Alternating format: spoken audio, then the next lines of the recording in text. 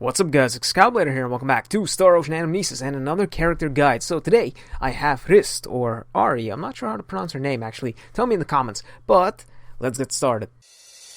Hrist is an ace defender that can nullify the risk of charge assaults. Her first talent, Memories from a Past Life, nullifies the critical hits that you take during charge assaults and increases the attack damage the entire party does by 30% while they're charge assaulting. So Hrist can increase your damage output by a lot, and you don't even have to worry about taking the critical hit while you're charge assaulting, and in fact she's one of the only characters that can nullify the critical hit, Cat Reyna being the other one, but she only does it for attackers, so this is a very excellent talent. And her second talent, Steel Will Strong Heart, reduces the damage you take by 20% and gives the entire party anti-flinch of 25% HP or less. And this is her tank talent. 25% HP anti-flinch is very high, one of the highest ones, and a 20% damage reduction is also very good. Her third talent, Veil of Dusk, increases the single target damage dealt by 20% and increases AP recovery speed by 50% for the entire party.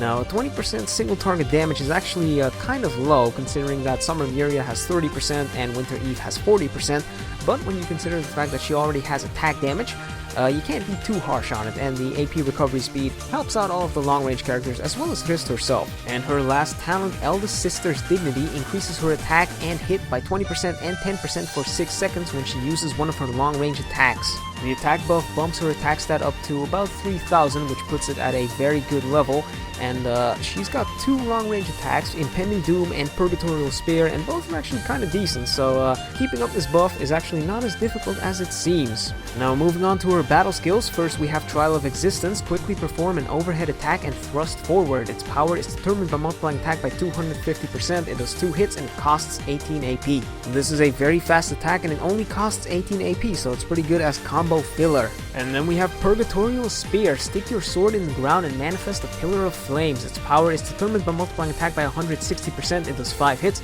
costs 15 AP, and it has a fire element.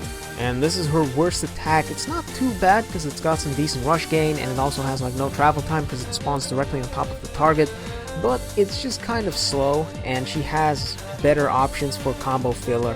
And then we have Impending Doom, send 2 shockwaves at your foe. Its power is determined by multiplying attack by 180%, it does 2 hits and it costs 17 AP. And this is her other long range attack, and this one's actually really good. It comes out quickly, has low AP costs, so you can use this to upkeep your buff.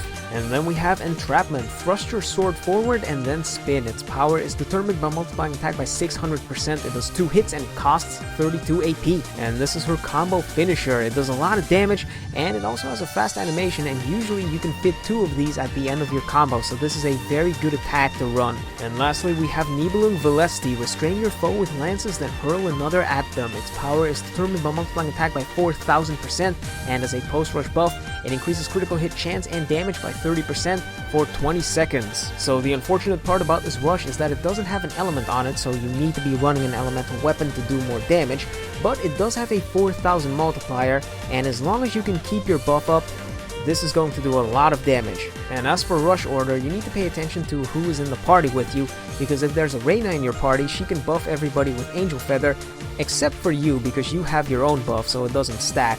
Which means that if Reyna is in the party, or Sophia or Celine, then you might have to rush somewhere in the middle, but if they aren't in the party, then this is definitely rush finisher material. And that post-rush buff is also not too bad, because not many characters have critical hit chance and damage pre-rush, so you don't have to worry about that overlapping with anything. And now moving on to equipment, so Hrist actually has a free event weapon, and it's not too bad.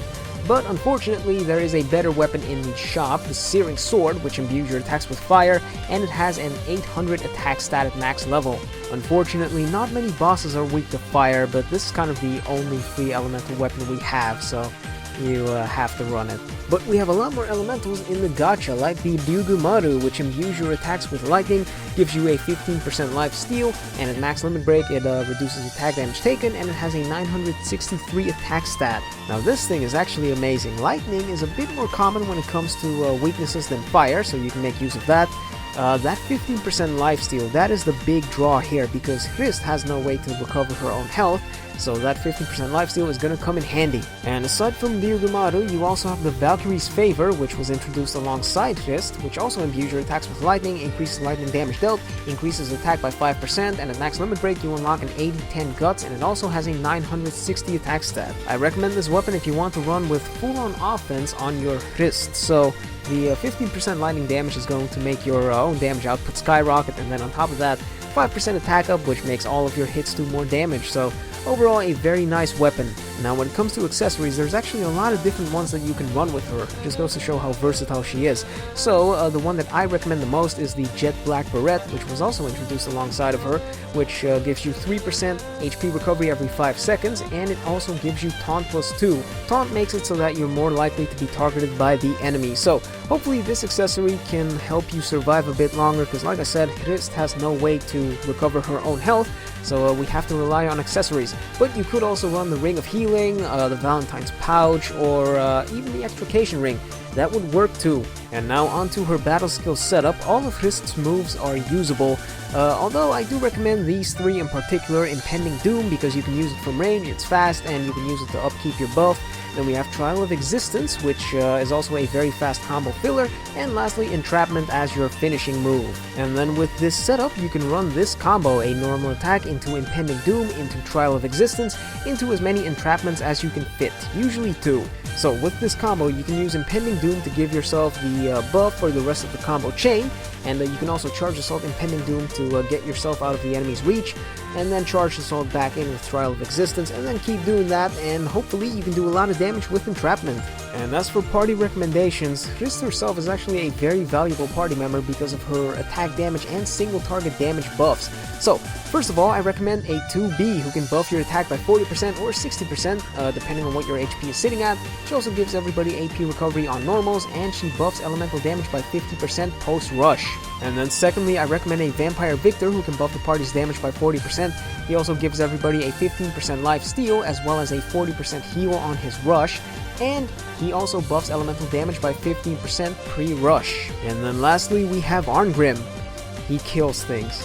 As unfortunate as this may sound to some, 2B is still our best attack buffer, so you don't really have a reason not to bring her. And then we have Vampire Victor who can cover for Hrist's weaknesses of not being able to heal. So now she gets a lifesteal, and it's a very potent lifesteal, and also an HP recovery on rush, so that helps out a lot. He also buffs elemental damage pre-rush, which covers for 2B not being able to do that pre-rush, and then all of them together make Arngrim a complete monster. So as long as you play it safe and don't take any unnecessary chip damage, you should be able to kill everything that stands in your path. And now to summarize, Hrist is our first defender with this amount of offensive buffing. She buffs single target damage, and she also buffs attack damage on charge assaults, and she also nullifies the criticals that you take when you're charge assaulting, and post rush she also increases critical hit chance and damage. Overall, just boosting everybody's damage output dramatically, almost unconditionally too.